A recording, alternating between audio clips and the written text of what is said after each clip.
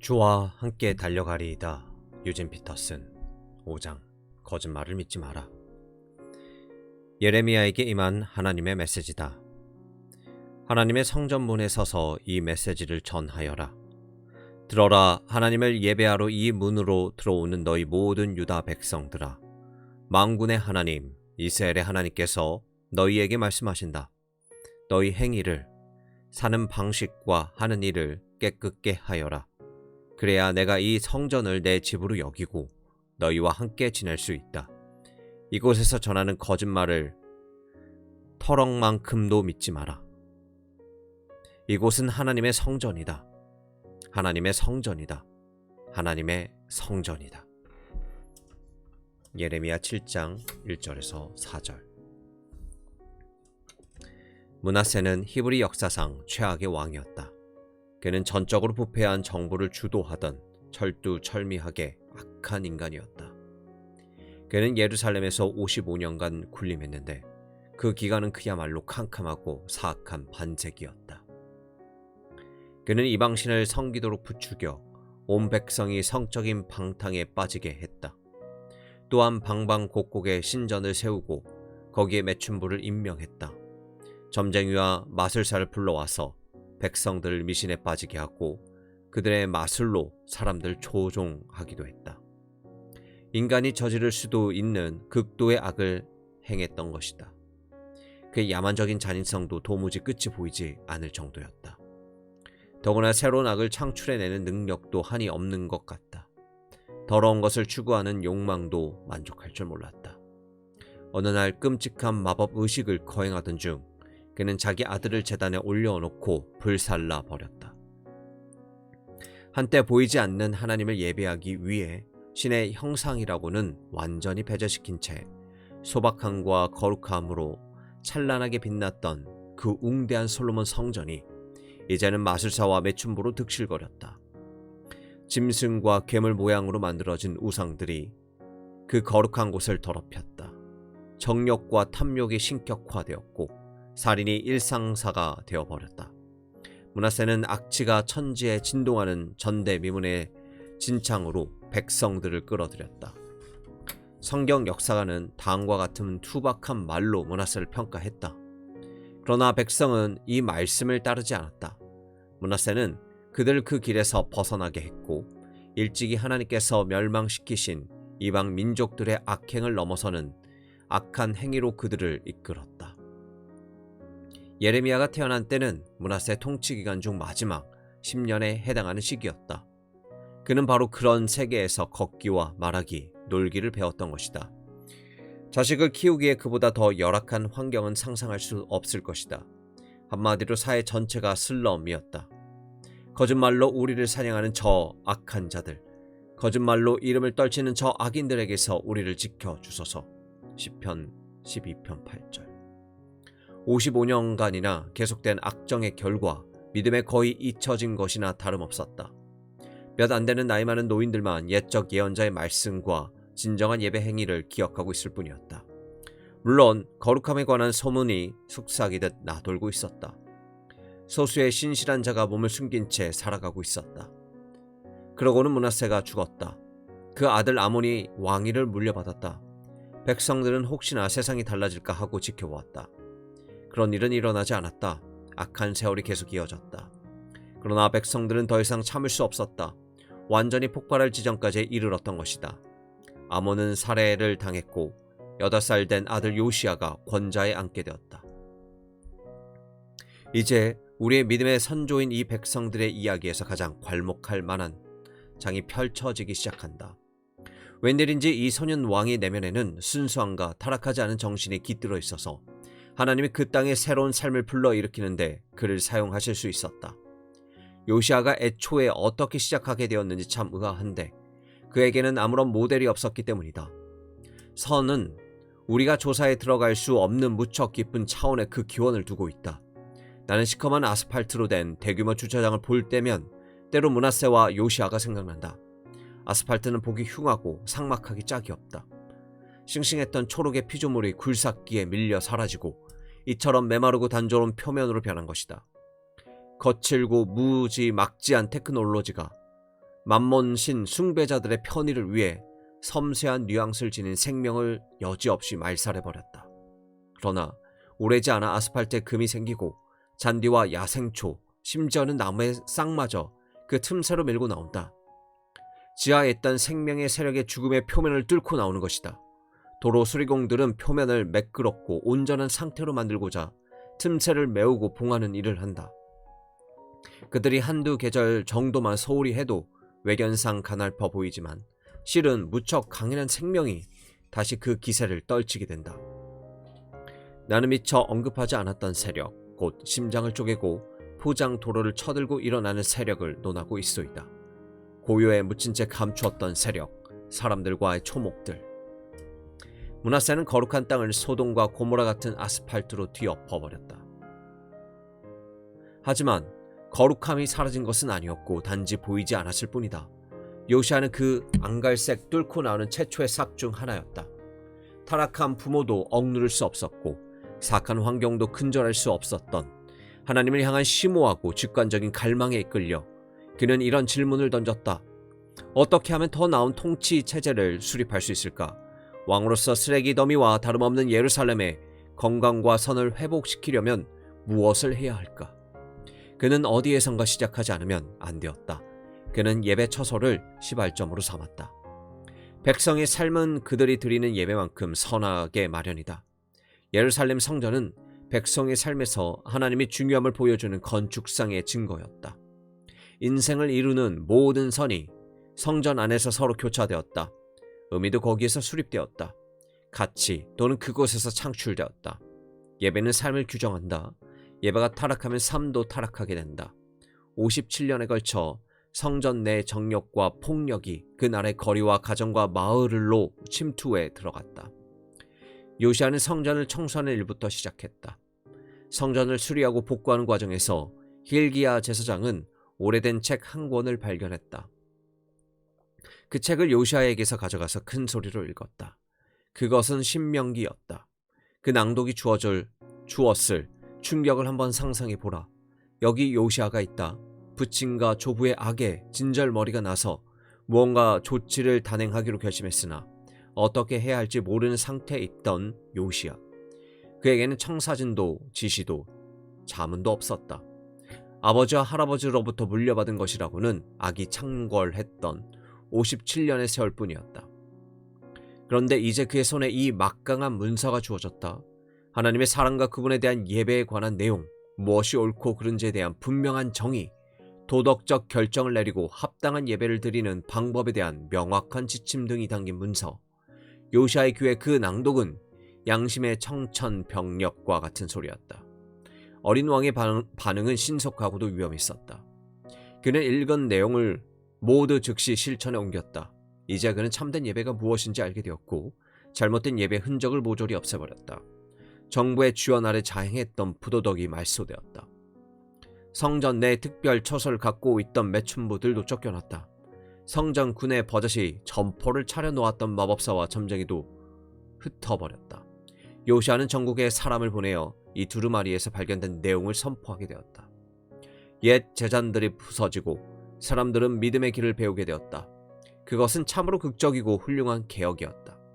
과거 역사상 그처럼 전면적인 목적을 가지고 일관성 있게 집행된 개혁은 없었다. 반세기 동안 쌓였던 타락의 쓰레기들을 도시 밖으로, 그 땅 밖으로 치워버렸던 것이다. 그것은 일종의 종교적 동물원과 같은 상태였다. 예전의 예배 장소가 온갖 메스꺼운 욕망이 충족되고 잔인한 야망이 인가를 받는 장소로 변질되었다. 온갖 유의 욕구를 공인하는 의식과 신이 존재하고 있었다.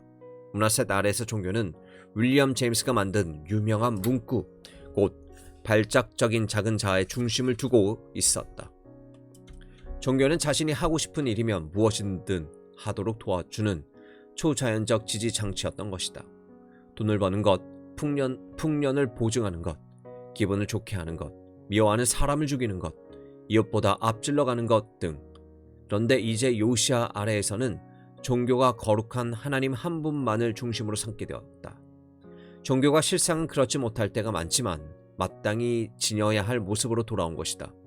즉 삶의 의미를 발견케 하고 사회 정의를 실현하고 탁월함을 목표로 삼아 나아가게 하고 언행이 일치하는 삶을 살도록 훈련시키고 하나님의 사랑을 깨닫게 하고 그에 대한 보답으로 그분을 사랑하는 법을 가르치는 등 본연의 역할을 되찾았다. 예레미야는 이 개혁의 경기장에 설치된 링사이드 좌석에 앉아 있었다. 하지만 그는 그저 구경꾼으로 앉아 있었을 가능성이 아주 희박하다. 그는 방관자로 가만히 있을 그런 사람이 아니었다. 그는 적극적으로 도왔다. 말씀을 전파함으로 개혁에 동참했다. 그가 한 설교의 단편들이 남아있다. 언덕들을 둘러보아라. 내가 섹스 행각을 벌이지 않는 곳이 어디 한 군데라도 있느냐. 너는 사람을 쫓는 사냥꾼처럼 야외에 텐트를 쳐놓고 여러 신들에게 구애했다고 그가 말했다. 사람들은 자기들을 사랑해서 창조하신 그 하나님을 버렸고 무모한 방탕에 빠져 온갖 신들에게 자기를 넘겨주었다. 도덕적 오염은 환경 오염과 같은 방식으로 전개된다. 부주의한 삶이 낳은 쓰레기가 슬그머니 사상의 토양과 언어의 시냇물에 스며들어 사회 모든 영역을 타락시킨다. 예레미야는 너의 묵은 밭을 갈아라고 호소했다. 미신과 우상 숭배는 두꺼운 껍질을 만들어 우리로 하여금 하나님이 바라는 자비와 구원의 말씀에 둔감해지고 그것을 받아들이지 못하게 만든다. 땅을 갈아엎는 행위는 회개를 가리키는 비유로서 하나님이 우리를 위해 갖고 계신 것을 받을 수 있도록 우리 마음의 땅을 준비하는 것이다. 예레미야는 이렇게 풍자적으로 혹평했다. 그런데 너는 지금 무엇을 하느냐? 파티복을 차려입고 버석으로 몸치장을 하고 립스틱과 볼 연지에 마스카라까지. 그런 꽃단장 다 헛일이다. 너는 누구도 꿰지 못할 것이기 때문이다. 예레미야 4장 30절. 내가 화장을 한다고 내 운명을 바꿀 수 있다고 생각하느냐? 정작 변해할 것은 내 자신이다. 하지만 시종일관 예레미야는 희망의 메시지를 전했다. 갈림길에 서서 둘러보아라. 옛길. 이미 검증된 길이 어느 방향인지 묻고 그 길로 가거라. 너의 영혼이 살 수 있는 바른 길을 찾아라. 예레미야 6장 16절. 성과 하나님에게로 이끄는 옛길. 곧 분명한 표시가 있고 잘 다져진 길이 실제로 존재한다. 성경. 이 경우에는 신명기 두루마리가 그 길을 안내하고 있다. 그것을 무시할 경우 우리는 장애물에 걸려 넘어지게 된다. 예레미야의 설교는 이 분명하고 자명한 진리를 주장하는 면에서 지칠 줄 몰랐다. 즉 하나님이 우리 가운데 계시다는 것과 그분과 신실한 사랑의 관계를 맺을 수 있고 또 그런 관계를 맺으며 살아야 한다는 것이다. 드디어 개혁이 단행되었다. 왕이 명령으로 수행할 수 있는 모든 것이 이루어졌다. 악질적인 범죄가 중단되고 미신적인 종교가 일제히 추방되었으며 부도덕적인 예배 행위가 금지되었다. 그러나 악을 제거한다고 사람들이 선해지는 것은 아니다. 개혁의 깊이가 피부 두께 정도밖에 되지 않는다는 것을 예레미야가 인식하는 데는 오랜 시간이 걸리지 않았다. 외적인 변화는 엄청났지만 내면의 변화는 경미한 정도였다. 얼마 지나지 않아 예레미야가 예루살렘 성문에 서서 이상한 설교를 하고 있는 모습을 우리는 보게 된다. 이곳이 그야말로 감명 깊고 성공적인 개혁의 초점이 되었던 바로 그 성전이다. 우리가 기대한 것은 오히려 축하의 소리가 아니었던가? 그 장소를 깨끗이 청소하고 마법사를 제거하고 매춘부를 쫓아내고 이제는 깡패 습격이나 살해 위험이 없는 안전한 거리로 만든 사람들의 업적을 칭송하는 소리 말이다. 그런데 그런 소리는 전혀 들을 수 없다. 모든 이들이 교회에 와서 새로운 베스트셀러로 각광받는 신명기가 명하는 대로 성전의 제물로 바친다. 주님에 대한 예배가 인기 절정이요 뜨겁기 짝이 없다. 군중은 온통 도취되어 있는 듯 했다. 이곳은 하나님의 성전이다. 하나님의 성전이다. 하나님의 성전이다. 그런데 예레미야는 무슨 말을 하고 있는가? 이곳은 하나님의 성전이다. 하나님의 성전이다. 하나님의 성전이다. 하고 속이는 말을 너희는 의지하지 말아라. 사람들은 거룩한 곳에 서서 당시의 종교적인 상투어를 내뱉었고 그러면 만사가 형통할 줄을 생각했다. 그들은 바른 장소에 있었고 바른 말을 했지만 정작 그들 자신은 올바른 상태가 아니었다. 개혁은 필수적이었지만 충분치는 않았다. 종교는 어떤 제도나 장소 혹은 언변의 문제가 아니고 삶과 사랑, 자비와 순종, 믿음의 열정을 가진 사람의 문제이기 때문이다. 예레미야가 백성이 므낫세 타락상에서 벗어나 그들의 에너지를 사랑의 행위에 그리고 정의와 평화를 도모하는 데 사용하는 이른바 믿음의 삶을 살기로 기대했던 바로 그 시점에 성전에 이르러서 발견한 것은 무엇이었는가? 사람들이 어리석게도 스스로 기쁨에 들떠서 이것은 하나님의 성전이다, 하나님의 성전이다, 하나님의 성전이다 하고 슬로건을 거듭 외치는 광경이었다. 예레미야는 분노에 휩싸였다. 장소는 물론 중요하다, 아니 굉장히 중요하다고 할 수 있다. 터전과 건물은 우리가 새로운 행동을 하고 참신한 노력을 기울이고자 스스로를 가다듬는 곳이다. 그러나 교회 안에 서서 찬송을 부른다고 우리가 거룩하게 되지 않는 것은 마치 외양간에 서서 말 울음소리를 낸다고 우리가 말이 되지 않는 것과 마찬가지다. 그리고 말도 중요하다. 아니 굉장히 중요하다고 할 수 있다. 우리가 말하는 내용과 방식은 내면의 가장 깊숙한 부분을 표현해준다. 하지만 아무 생각 없이 그저 거룩한 말을 반복한다고 어떤 관계가 형성되지 않는 것을 너를 사랑해 라는 말로 하루에 20번 한다고 해서 성숙한 연인이 되지 않는 것과 같다. 개혁이 성공했기에 그나마 이런 일이라도 벌어질 수 있었다. 성전이 이제는 분명히 주님의 성전이지 이방신을 모시는 신전이 아니라 사람들은 성전에 와서 더 이상 부적을 사거나 매춘부를 방문하거나 짐을 치려고 돈을 지불하지 않는다. 이제는 모세가 명한 바에 따라 예배를 드렸던 것이다. 그들은 바른 장소에서 바른 말을 했다. 그러나 예레미야는 그들의 현종과 그곳에서 하는 말을 거짓이라고 부른다. 예레미야의 이 설교는 우리에게 매우 중요하다. 특히 만사가 형통할 때, 교회가 칭송을 받고 예배당이 사람들로 차고 넘칠 때 더더욱 중요하다. 외견상 멋지고 통계 수치가 성공적으로 보이므로 모든 것이 잘 돼간다고 생각한다. 교회가 인기가 좋을 때, 그리고 수백만 명이 나는 거듭났다, 거듭났다, 거듭났다라고 외칠 때보다 더 위험한 때는 없다.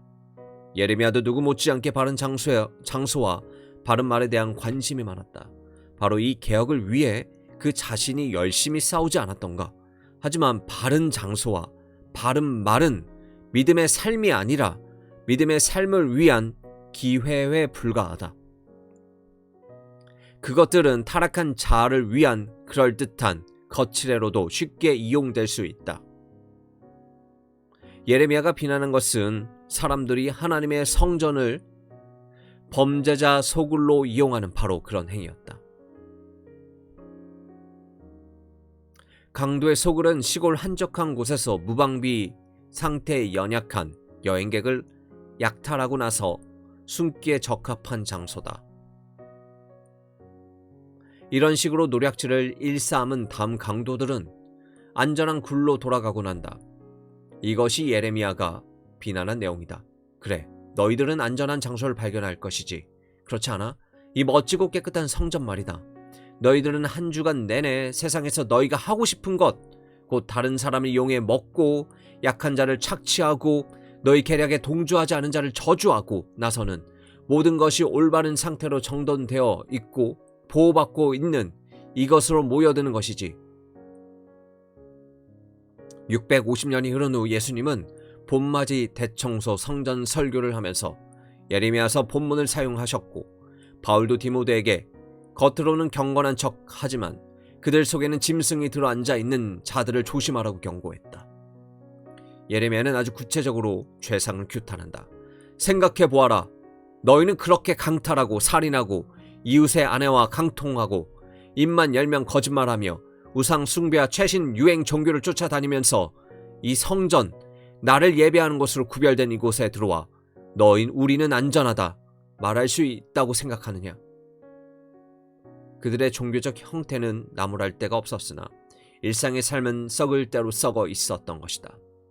외양은 내면에 비해 개혁하기가 훨씬 더 쉽다. 좋은 교회에 다니고 바른 말을 하는 것이 일터와 가정에서 사람들과 부대끼면서 정의와 사랑과 삶을 사는 것보다 훨씬 더 쉽다. 일주일에 한 번 교회에 얼굴을 내밀고서는 신나게 아멘을 외치는 것이 날마다 기도하고 성경을 묵상하는 삶, 그래서 가난과 불의, 굶주림과 전쟁에 대한 관심으로 이어지는 삶을 사는 것보다 한결 더 쉬운 법이다. 이런 짓을 고의로 일삼는 자들은 과연 이웃의 눈을 속일 뿐더러 하나님을 기만하고 자기들의 복을 받기를 기대하는 것인가? 그런 자들도 일부는 있을 터이다. 대다수는 그렇지 않다고 생각한다. 그들이 어떻게든 교묘히 속이려 애쓴다고는 생각하지 않는다. 오히려 너무나 오랫동안 외모에 바탕을 두고 살아왔기 때문에 내적인 실제에 대한 감각을 잃어버렸을 것이다. 그들은 성공적인 개혁에 너무나 감명을 받은 나머지 그것이 전부라고 생각했던 것이다. 현재 우리를 둘러싸고 있는 문화는 이미지가 전부이고 알맹이는 아무것도 아닌 것처럼 치부한다. 우리의 문화는 새로운 시작을 장기적인 후속 조치보다 훨씬 더 매력적으로 여긴다. 이미지는 중요하다. 시작도 중요하다. 하지만 알맹이가 없는 이미지는 거짓이다. 지속성이 없는 시작도 하나의 거짓에 불과하다. 예레미야는 자기 백성을 실로로 현장 체험 학습을 보냄으로써 이처럼 자명하지만 회피되고 있는 진실을 깨닫게 하기 위한 충격 요법을 사용했다. 전에 실로에 있던 그 장소, 그 전에 내가 내 백성을 만났던 그곳을 찾아가 보아라. 그곳이 지금 어떻게 폐허가 되었는지, 나의 백성 이스라엘이 악한 길로 갈 때에 내가 그곳을 어떻게 만들었는지 잘 보아라. 실로는 히브리 역사의 가장 유명한 성소 중 하나였다. 예레미야 중앙에 있는 이곳은 일찍이 예배와 자문의 중심 처소 역할을 해왔던 장소다. 이스라엘 백성이 이집트에서 구출되어 40년간 광야에서 방황한 다음 여호수아가 그들을 이끌고 이 땅으로 들어왔을 때 실로는 그들이 회합을 하고 장막을 세우고 12지파 사이에 땅을 나누었던 곳이다. 경외의 대상이었던 언약궤가 보관되어 있던 곳도 실로였다. 위대한 예언자 사무엘도 거기에서 자문의 말을 했었다. 실로는 참으로 훌륭한 시작의 상징이었다. 아주 영광스러운 이미지를 갖고 있었다. 그러나 이제 실로는 갈릴리에서 예루살렘으로 향해 가는 여행객이라면 누구나 볼 수 있듯이 잡초가 무성한 들판에 여기저기 돌무더기가 흩어져 있을 뿐이었다. 실로는 바른 장소였다. 실로는 바른 말을 하는 곳이었다. 하지만 바른 장소가 더 이상 하나님과 동행하지 않았을 때, 그리고 바른 말이 더 이상 사랑과 믿음을 표현하지 않았을 때 실로는 파괴되고 말았다. 그런 일이 실로에서 일어났다면 예루살렘에서도 일어날 수 있다. 아니, 하나님을 예배하려고 사람들이 모인 곳이면 어디에서든지 일어날 수 있는 것이다. 바른 장소에 있는 것만으로는 충분하지 않았다.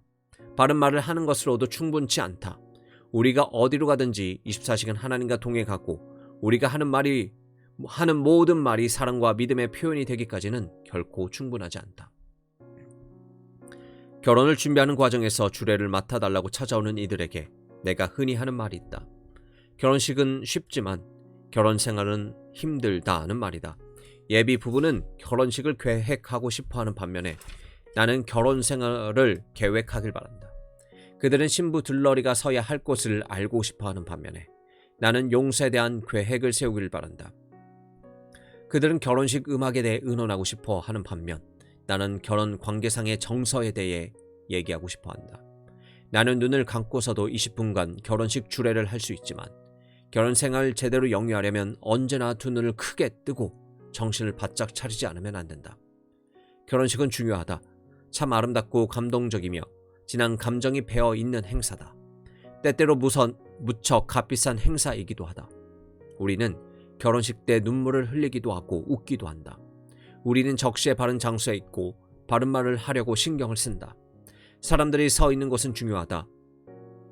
사람들이 옷을 입은 모습도 중요하다.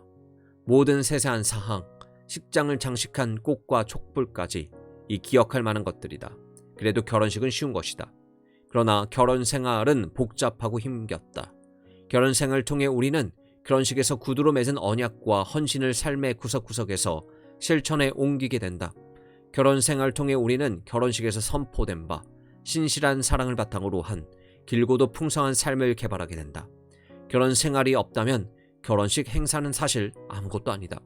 어떤 남자와 여자가 해마다 결혼 기념일이 되면 결혼 예배곡을 다시 차려입고 첫 번째 결혼식을 제안하면서 나는 결혼했어, 나는 결혼했어, 나는 결혼했어 라고 외친다 해도 날마다 주고받는 사랑이 없다면, 그리고 지속적인 온유함, 경청하는 자세, 헌신적인 희생, 창의적인 축복이 동반되지 않는다면 아무런 의미가 없는 일이다.